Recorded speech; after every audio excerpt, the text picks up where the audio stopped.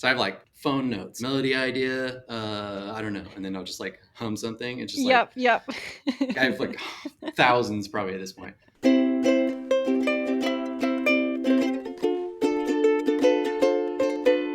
Welcome to Nerdlandia. Welcome to Nerdlandia. I'm your host, Emily Case Buskirk. This week's bonus episode features Dan, the creative force behind Rüze. We talk about the pros and cons of solo projects and how music inspires his tattoo practice, plus he shares his single, There He Ghost.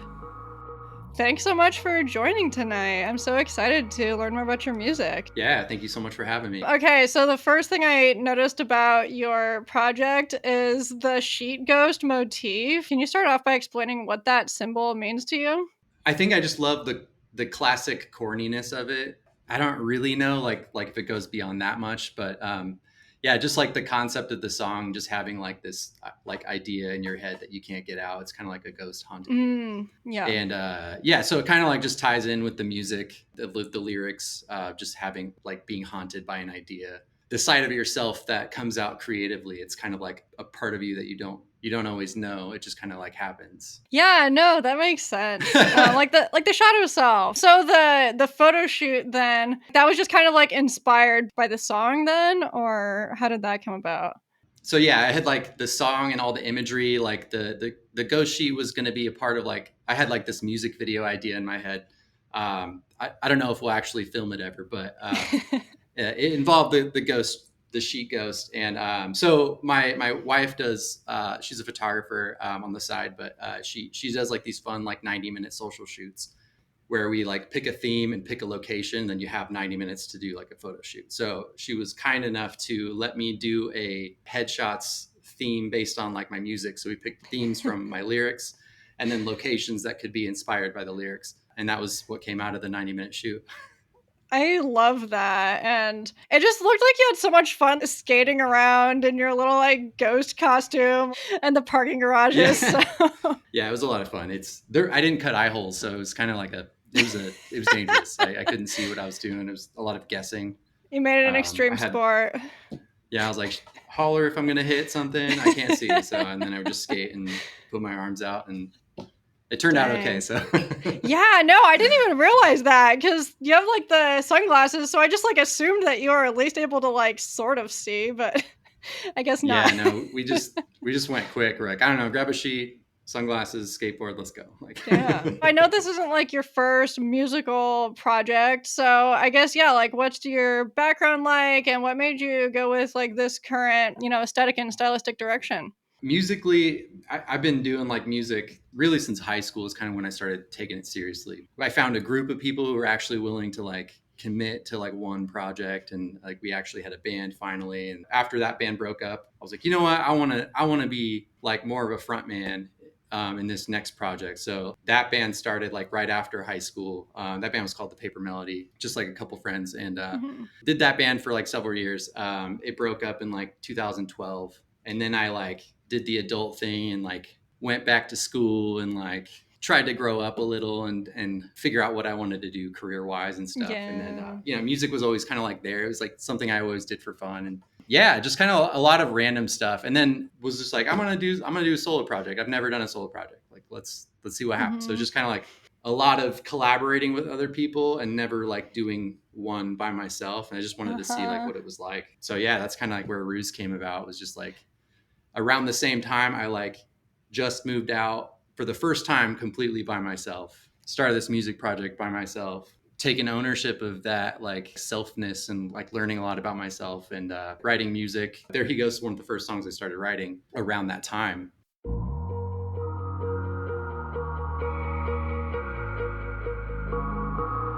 You must think I'm playing, can't hear what you're saying. Voices in my head too loud. This could be amazing, but madness in the making. Let you know when I figure out this can't be all bad. Talk to myself and we're all black, and you shouldn't wait for a call back just when you thought I would fall. There he goes, ain't stopping.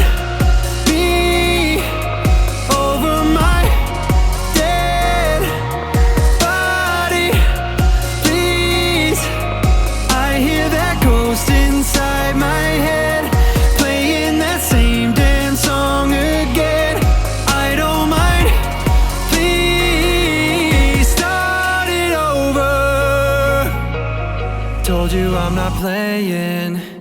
No longer explaining. Music in my head pouring out. You just keep complaining. Your sentiment decaying. You won't fill my head with your doubt. This can't be all bad. Talk to the walls, they might talk back. You shouldn't wait for a call back.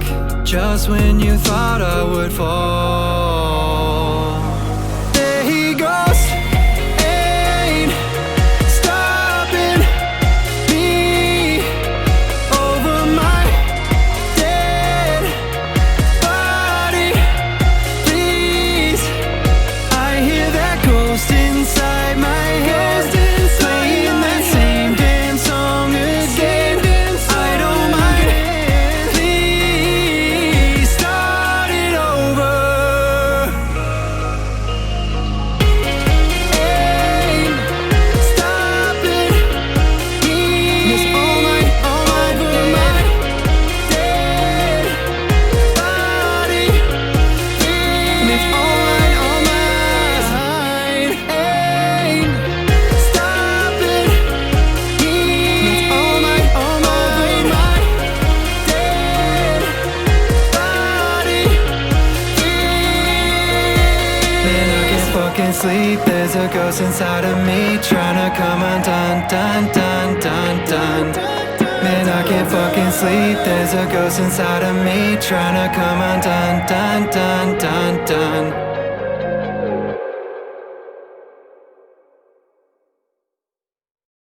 Song inspiration, I feel like hits so many different ways. This one in particular, kind of like I talked earlier about how it was around the time I like just moved out by myself and was trying to figure out what if I were doing a solo project, what would that even actually sound like? Yeah, it was a lot of like experimentation nights where I would just like hang out in front of my computer in my apartment and just like listen to different synths, my computer synths, and just like try to like make the sounds or like match sounds. Like I think this one came from trying to match a sound I really liked from another song. The Interesting. bass, drony synth that kind of goes throughout the song. That I was trying to emulate that sound because I was like, ooh, that's a cool like thick bass sound. And then once I had it, I like made a note melody, so I had something to like listen to see if it sounded good and how it flowed. And then from there, I started like just playing guitar over it, just because I was like, I knew I wanted to incorporate guitar somehow, because like that's like I always like I'm falling back onto my emo band days. You know, Yes, it's always a part of us. yeah, I was like, it's a part of me for sure, and like my guitar playing style is a part of me, and like I want to find ways to incorporate it as much as possible, so without overdoing it. Usually from there, like I start hearing melodies. It's like, well, if the music's doing this, like I can just like my brain's just filling in the gaps of like different melodies. So yeah, I just like capture as much as I can, and then like again, like the song, like it haunts you, like the melodies that you can't get out of your head, like they come back. I try to like let my gut tell me what it wants the most. You know, it's like I'm not always good at like recognizing, but like when it feels right, it's just like that feels right. I don't know why yet, but we'll figure it out. I like that more intuitive way of creating. Yeah. Sounds like it's overall like a combo of like using that intuitive part and then like merging that with the more cerebral part. For sure, yeah. And I definitely try to like remove as much decision making as possible, because like that's where you get like caught up in analysis paralysis. But like just a lot of my like old music is very complicated, lots of instrumentation, lots of changes, like a lot of stuff going on, a lot of layers. So Rüze has been very like dial it back a little bit. Yeah, simplifying, like pop songwriting structure, make it hooky, but also like knowing like what that means and how do you break those rules in different ways. Yeah. You've sort of talked about some other genres you've dabbled in, so just want to explain like the genres that have inspired you and like also what made you choose this current like genre that you're working with. I mean genres. It's definitely like kind of genre bending for sure. I grew up obsessed with like Panic at the Disco, of course. I have a deeper register singing voice too, so I get every once in a while I've been compared, mostly like my old emo band, been compared to Brandon Urie. So that's always like, you're wrong, but I love it. I'll take it. The artist Paris. It's with a P. It's PVRIS. Just cool, like alternative electronic. Genre is such a weird thing too. Yeah. When you're trying to like load songs onto Spotify, like they're like pick your genre, and it's just like a list of like 10,000 things I've never heard of. What happens if I pick the wrong one? Like what? Yeah, it's just gonna high disappear. stress, but yeah. Oh. Yeah, I've been really into the Sleep Token lately. So like kind of pushing like back into that metal realm a little bit. Again, I agree with the deep register voice. I really like that. I'm a huge Weekend fan. That dark pop sound. It's kind of like the emo background plus my years of working in like music production. I fell in love with sub bass and electronic drums and like trap beats. EDM type stuff I really like. Finding somewhere in between all of this, just like how do I include all of these elements? Yeah. And then my old band, we included a lot of like symphonic elements. So yeah, like symphonic meets emo alternative meets electronic dark pop. Yes. I don't know. It's just all over the place. I love when like symphonic is brought in. And it's also, yeah, it's just always so interesting to just see how people are able to like, yeah, mash up all these things together and like weave it together in a way that is like cohesive. So yeah, it's just always like super cool to hear that. Yeah, my fear is that I go too hard. Like I spend a lot of time writing and being like, does this make any sense? Like, what am I doing here? I think that's every artist experiences that when they're like making a thing that they're just like, people are going to hate this. And then you have some time with it. I don't know, like whatever happens. Maybe you think that forever, but I'm just trusting the process. Oh my gosh. Yes. I have to tell myself that like on the daily. Yeah. Another thing I wanted to talk about is your tattooing work. So firstly, can you kind of just provide some background on that? Tattooing's been one of those things that's been like off and on in my life, like a bunch of times. Like I bought a machine when I was like 21 off of Amazon with my friends, and we would tattoo each other out of our garage. That sounds legit. Yeah, super legit. Totally recommend doing it. It kind of started there a few times, just kind of like reading. We actually like I read a few books about it. I put it aside for a while, and then got another machine several years later with my partner, and like her and I would give each other anniversary tattoos and stuff. Oh, that's and like cool. Tattoo some of our friends here and there. Yeah. Like I know a few tattoo artists that have kind of helped me like get like my groundwork going and like make sure I'm practicing the right things. And I spent like most of last year practicing, and then started tattooing people in like September last year, 2023. And amazing. Been doing that ever since. That's sick. I like it a lot. Does your tattoo work inspire your music or vice versa? Do you see any intersection between those two creative practices? I think it would be more so that like my music influences my tattoo work. Cause like, I think that's the order my brain works in. It's like sound, and then it kind of like pieces together into like songs, and then I'm like, oh, I can see a thing that goes with this, and then it kind of comes visual. Like I love that. way, but I think my brain works like in the opposite way. So it's always like interesting to hear about. Yeah, it's fun to like learn that. It's like, oh, other people don't do that too. That's interesting. Yes. Any like upcoming music or other like cool shit that you're excited for Rüze? By the time this episode airs, I'll have my next single, Blue, will be out.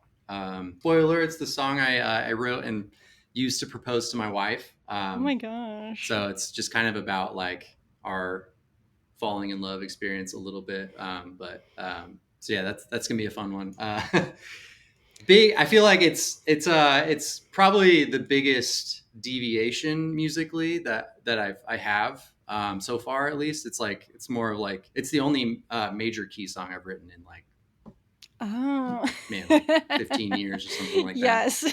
So it's spoken like a true former emo kid. Yeah. I was just like, if you know, you know. Like that's it's a major key song, exactly.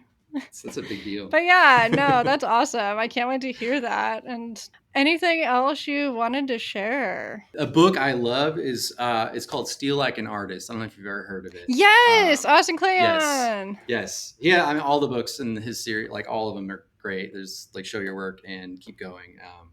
But Yeah, Steal Like an yeah. Artist, I think about it a lot. I don't know, like my songwriting process is very like, I call it vibe writing. It's very like, I hear a song, not always, it's like, but a lot of times it's like I hear a song I really like.